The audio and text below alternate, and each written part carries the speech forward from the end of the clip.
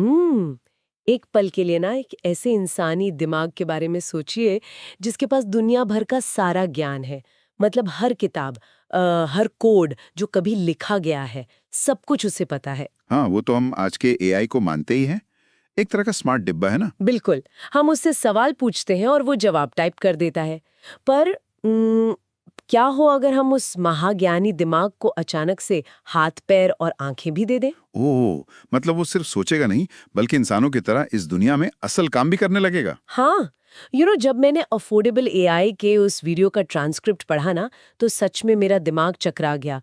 हम एआई को सिर्फ एक एनसाइक्लोपीडिया समझते हैं, पर वो तो अब एआई एजेंट्स बन गए हैं। ये बात एकदम सही है। ये सुनने में किसी साइंस फिक्शन फिल्म जैसा लगता है, पर ये आज की सच्चाई है। हम लार्ज लैंग्वेज मॉडल्स यानी एलएलएम के सिर्फ जानकारी देने वाले दौर से बहुत आगे निकल चुके हैं। तो इसी बात पर आज की हमारी इस डीप डाइव का मिशन तय होता है। हमारा फोकस ये है कि इस भारी भरकम जनरेटिव एआई की दुनिया को ना हम आम लोगों के लिए इतना डिकोड कर दें कि हर कोई इसे आसानी से समझ सके। बिल्कुल, और तकनीकी शब्दों को हटाकर अगर हम इसे रोजमर्रा के उदाहरणों से समझें, तो ये तकनीक उतनी भी मुश्किल नहीं है। तो चलिए उसी हाथ पैर वाले दिमाग की बात से शुरू करते हैं। सोर्स में ना एक मैनेजर एक्सपर्ट सिस्टम का जिक्र है और मुंबई की फ्लाइट बुक करने का एक बड़ा ही दिलचस्प उदाहरण है। हाँ, वो फ्लाइट वाला उदाहरण एजेंटिक एआई को समझने के लिए सबसे बेहतरीन है। पर मुझे यहाँ एक बहुत बड़ी उलझन हो रही है। अगर एक एआई इतना पावरफुल है कि इसके पास पूरी दुनिया का ज्ञान है, तो उसे एक पूरी टीम की या मैनेजर की क्या जरूरत है? वो अकेला फ्लाइट क्यों नहीं बुक कर लेता? ये सवाल बहुत से लोगों के मन में आता है। लोग सोचते हैं कि जब एआई इतना स्मार्ट है, तो एक ही मॉडल सारे काम क्यों निपटा देता? हाँ, तो दिक्कत कहाँ आती है? दिक्कत आती है स्पेशलाइजेशन और कॉन्टेक्स्ट में। हम्म सोचिए, अगर हम एक ही एआई से कहें कि वो पाइथन कोड भी लिखे, हम्म एक भावुक कविता भी लिखे और इंटरनेट पे फ्लाइट भी ढूंढे। तो शायद वो सब कुछ थोड़ा थोड़ा कर लेगा, पर परफेक्ट कुछ भी नहीं होगा, है ना? एकदम सटीक कहा आपने। वो कंफ्यूज हो जाएगा। तकनीकी भाषा में कहें तो उसका कॉन्टेक्स्ट विंडो ओवरलोड हो जाएगा। अच्छा, मतलब वो भूल जाएगा कि उसे पोडर की तरह बात करनी है या ट्रैवल एजेंट की तरह। बिल्कुल। इसीलिए एजेंटिक एआई का सिस्टम बनाया जाता है। इसमें एक ही दिमाग पर सारा बोझ नहीं डाला जाता, हम्म बल्कि कई अलग-अलग एआई मॉडल्स को खास कामों के लिए ट्रेन करते हैं। ओह, समझ गई। तो ये तो बिल्कुल किसी कॉर्पोरेट ऑफिस जैसा हो गया ना, धी जहाँ सबसे ऊपर एक मैनेजर होता है जो खुद फाइलें नहीं बनाता, बस निर्देश देता है। क्या बात है! एकदम सही एनालॉजी पकड़े आपने। उस मैनेजर एआई की असली ताकत हर काम करना नहीं है। उसकी ताकत है प्रॉम्प्ट को गहराई से समझना। प्रॉम्प्ट मतलब जो यूजर की रिक्वेस्ट होती है? हाँ, वो रिक्वेस्ट समझकर सही काम सही एक्सपर्ट को सौंपता है। अब अगर हम उसी मुंबई की फ्लाइट वाले उदाहरण को देखें। हम्म मान लीजिए मुझे अगले शुक्रवार मुंबई जाना है और मैंने सिस्टम को रिक्वेस्ट दे दी, तो क्या मैनेजर एआई खुद टिकट बुक करने जाएगा? नहीं, बिल्कुल नहीं। मैनेजर सबसे पहले अपनी टीम के सर्च एक्सपर्ट एआई को बुलाएगा। ये वो मॉडल है जिसे सिर्फ इंटरनेट पर सबसे तेज और सस्ती फ्लाइट्स ढूंढने के लिए ट्रेन किया गया है। अच्छा, तो मैनेजर उससे कहेगा कि अगले शुक्रवार की फ्लाइट्स की लिस्ट निकालो। पर जब लिस्ट आ जाएगी, तो क्या होगा? यूजर की पसंद भी तो पूछनी पड़ेगी ना? यहीं पर खेल दिलचस्प होता है। मैनेजर उस लिस्ट को कॉलिंग एक्सपर्ट एआई के पास भेज देता है। कॉलिंग एक्सपर्ट मतलब वो खुद कॉल करेगा? हाँ, और ये कोई मामूली एआई नहीं है। इसे इंसानों जैसी आवाज में एकदम सही लहजे और भावनाओं के साथ बात करने के लिए ट्रेन किया गया है। वो असली टेलीकॉलर की तरह ऑप्शंस बताता है? वाओ! और जैसे ही मैं फोन पर एक फ्लाइट चुन लेती हूँ, तो मैनेजर वापस एक्शन में आ जाएगा। बिल्कुल, वो तुरंत बुकिंग एक्सपर्ट एआई को कमांड देगा, जो सिस्टम में जाकर टिकट बुक कर देगा। और फिर आखिर में एक email expert AI confirmation mail भेज देगा। सबसे हैरान करने वाली बात क्या है? इस पूरी प्रक्रिया में शुरू से लेकर अंत तक एक भी इंसान शामिल नहीं था। यही तो इस पूरी तकनीक का सबसे बड़ा जादू है। सिर्फ एक रिक्वेस्ट की गई थी और बाकी सारा काम एआई एजेंट्स ने आपस में बात करके खुद निपटा लिया। ये सच में माइंड ब्लोइंग है यार। हम्म, पर अब मेरे दिमाग में एक और सवाल आ रहा है। अगर ये मैनेजर सिस्टम इतना ही स्मार्ट है, हम्म। तो मैं सीधे चैट जीपीटी के पास जाकर अपना बैंक बैलेंस क्यों नहीं पूछ सकती? ये एक बहुत ही जरूरी सवाल है, और इसका सीधा जवाब है आपकी प्राइवेसी और डेटा की सुरक्षा। मतलब एसबीआई या कोई और बैंक सीधे इन पब्लिक एआई टूल्स का इस्तेमाल नहीं कर सकते? नहीं कर सकते। देखिए, पब्लिक एआई टूल्स जैसे चैट जीपीटी या जेमिनाई जनरलाइज्ड मॉडल है। इनके पास दुनिया का ज्ञान तो है, पर आपका निजी डेटा नहीं है। बिल्कुल सही, क्योंकि वो कंपनियां तो आपकी डेटा का इस्तेमाल अपने एआई को ट्रेन करने के लिए कर सकती हैं। कोई भी बैंक ऐसा रिस्क नहीं लेगा। पर आजकल तो हर बैंक के अपने स्मार्ट एआई चैटबॉट आ गए हैं, तो क्या हर बैंक अपना खुद का एआई मॉडल स्क्रैच से बना रहा है? अरे नहीं, एक नया लार्ज लैंग्वेज मॉडल बनाने में अरबों डॉलर और सालों लग जाते हैं। बैंक का काम तो बैंकिंग करना है, एआई बनाना नहीं। तो फिर वो इन स्मार्ट एआई का इस्तेमाल कैसे कर रहे हैं? यहीं पर एपीआई यानी एप्लीकेशन प्रोग्रामिंग इंटरफेस का खेल शुरू होता है। बड़ी कंपनियां एपीआई के जरिए इन एआई का सुरक्षित एक्सेस खरीदती हैं। एपीआई, इसे थोड़ा आसान भाषा में समझाएंगे। आप एपीआई को एक सुरक्षित एन्क्रिप्टेड सुरंग की तरह समझ सकते हैं। बैंक को पूरा चार्ट जीपीटी नहीं मिलता और न ही एआई कंपनी को बैंक का डेटा मिलता है। अच्छा, मतलब बैंक सिर्फ उस एआई के सोचने की ताकत को किराए पर लेता है? एकदम सही। दिमाग किराए का है, लेकिन घर और तिजोरी बैंक की अपनी है। बैंक के इंजीनियर्स उस किराए के दिमाग के चारों तरफ अपनी सुरक्षा दीवार बना देते हैं। तो जब मैं बैंक के ऐप पर कुछ पूछती हूँ तो वो डेटा उसी सुरंग से जाता है? हाँ, डेटा सुरक्षित सुरंग से एआई के पास जाता है। वो एआई उसे अपनी रैम में प्रोसेस करता है, जवाब बनाता है और वापस भेज देता है। और वो डेटा उस एआई के परमानेंट मेमोरी में सेव नहीं होता, वो उसे भूल जाता है? बिल्कुल। एग्रीमेंट में साफ होता है कि डेटा से मॉडल ट्रेन नहीं होगा।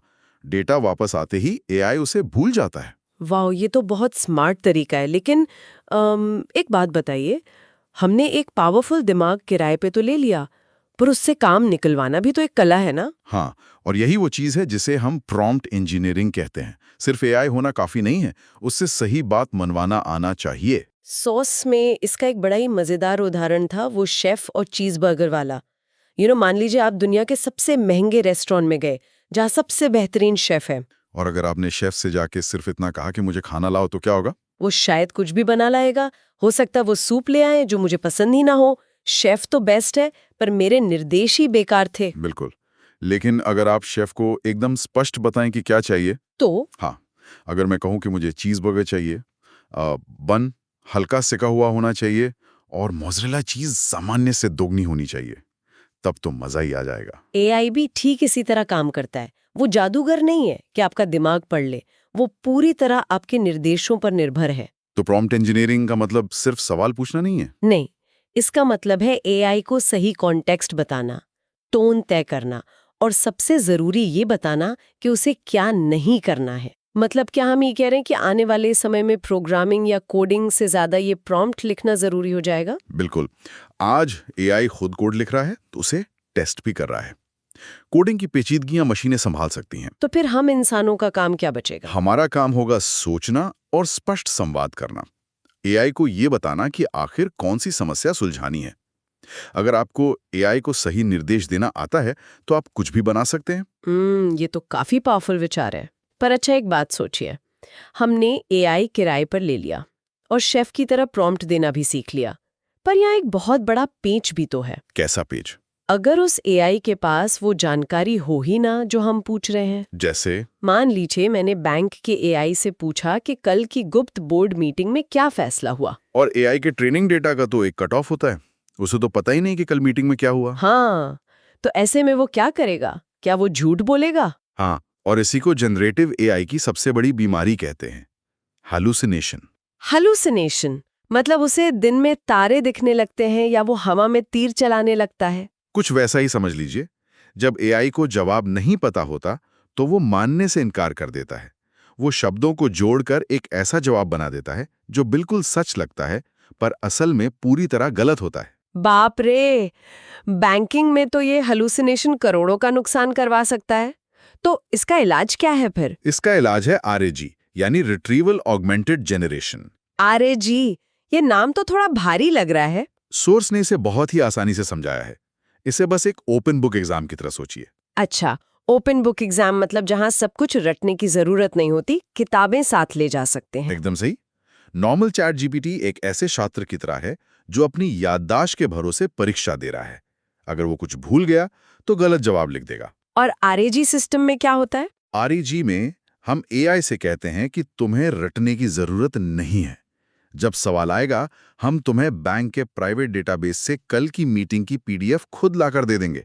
तो जब मैंने पूछा कि कल की मीटिंग में क्या हुआ, तो क्या वो सिस्टम पूरी 500 पेज की रिपोर्ट एआई के मुंह पर मार देगा? नहीं नहीं, आरईजी सिस्टम सिर्फ कीवर्ड सर्च नहीं करता, वो सेमेंटिक सर्च करता है।